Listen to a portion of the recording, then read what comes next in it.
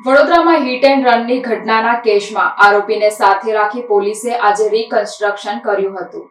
હોલી પર્વની રાત્રિએ વડોદરાના કારેલીબાગ વિસ્તારમાં બેફામ કાર હંકારીને એક મહિલાનું મોત નિપજાવનાર હિટ એન્ડ રનના આરોપી રક્ષિત ચોરસિયાને સાથે રાખી પોલીસે ઘટનાનું રિકન્સ્ટ્રક્શન કર્યું હતું। વડોદરા ખાતે બેફામ કાર હંકારીને 5 લોકોને ઈજા પહોંચાડનાર અને એક મહિલાનું મોત નિપજાવનાર આરોપી રક્ષિત ચોરસિયા સવારે એસએસજીમાં મેડિકલ ચેકઅપ માટે લઈ જવામાં આવ્યું હતું, જ્યાં રક્ષિત જાતે ચાલતો ગયો હતો। ત્યારબાદ બપોરે કારેલીબાગ પોલીસ તેને બનેલી ઘટના સ્થળે લાવ્યા હતા, જ્યાં પોલીસના અધિકારીઓએ ઘટના સ્થળે તેની પૂછપરછ કરી હતી। ત્યારે પોલીસના સહારે ચાલતો હતો તેને જ્યાં અકસ્માત થયો ત્યાં લઈ જવામાં આવ્યો હતો। આ સમયે લોકો મોટી સંખ્યામાં તેને જોવા માટે ઉમટી પડ્યા હતા। લોકોમાં ભારે રોષ પણ જોવા મળ્યો હતો। રિકન્સ્ટ્રક્શન બાદ ચુસ્ત પોલીસ બંદોબસ્તમાં તેને પાછો લઈ જવામાં આવ્યો હતો। ડીસીપી ઝોન 4 પન્ના મોમાયાએ આ અંગે તેમની પ્રતિક્રિયા આપી હતી।